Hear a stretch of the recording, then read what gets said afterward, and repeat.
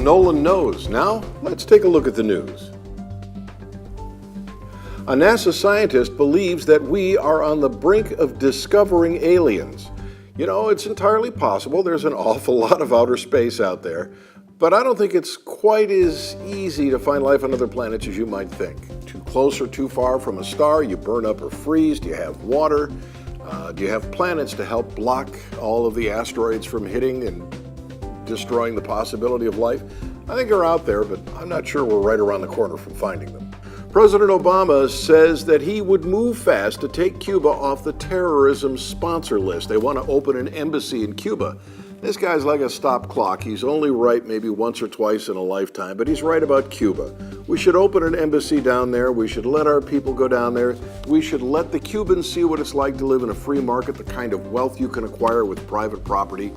That what we've been doing since the 1960s clearly isn't working. The Castro brothers are still in charge.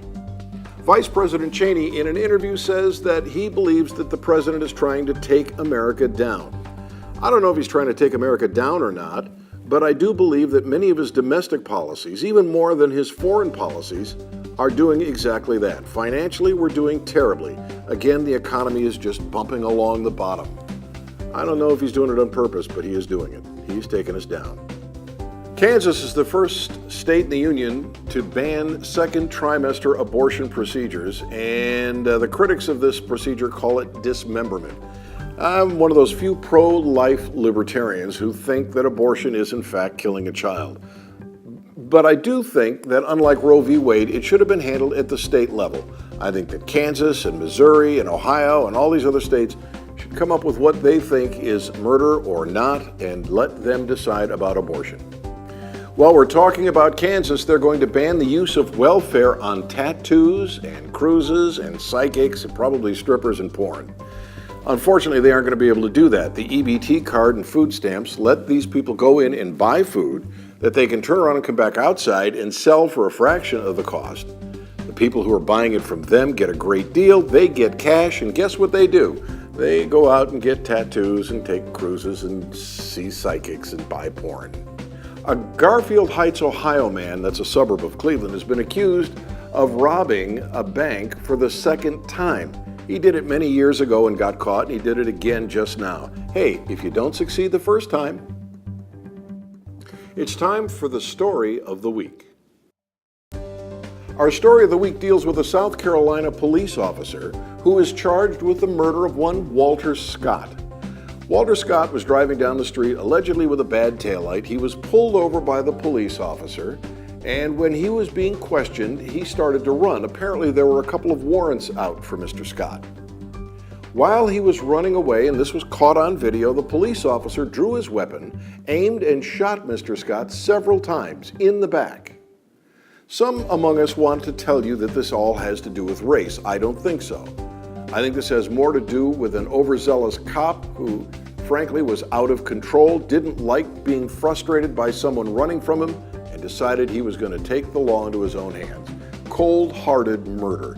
No excuse for it. I will, however, tell you that I believe Mr. Scott would probably still be alive today if he had heeded my advice. When he was stopped, he should have done exactly what the police officer asked him. He should have given him at least the minimum amount of information the police officer wanted. He should have said, "I want to talk to my attorney." They had a warrant out from him. He was under arrest. The jig's up. He was caught. He should go to jail. Running, spitting, grabbing the weapon of a police officer, none of those things is a terribly bright idea. You can beat the police officer if he's wrong in court, but you can't survive an encounter with a police officer when you attack him. And I'm not, again, making an excuse. This cop's a murderer. But don't challenge them that way. Fight them in court. It's time now for Obama Mania. President Obama and the White House are calling for an end of conversion therapy for lesbians, gays, bisexual, and transgender youth. Oftentimes, a parent who discovers his child is leaning in that direction will take him to see a medical professional, see if they can somehow talk him out of it. I don't believe the president has a right to get involved in this. This is personal, and it's a family matter. And it's not for him to ban or not to ban. Now, the truth is that there are a lot of people who go through this conversion therapy who ultimately end up going straight. So, why would the president think it's his job to stop it? Well, it's allegedly because some child who's going through this committed suicide.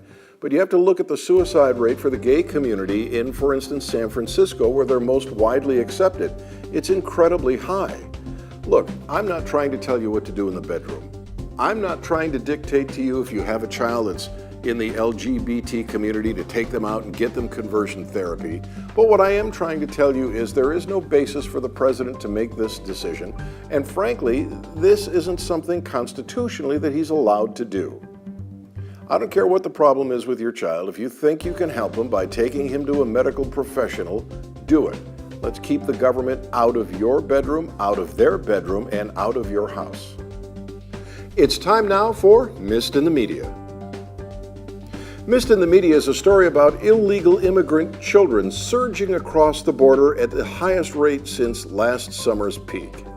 I don't see it as a real big problem in terms of the numbers, frankly, but I will tell you that our immigration system is a complete and utter wreck.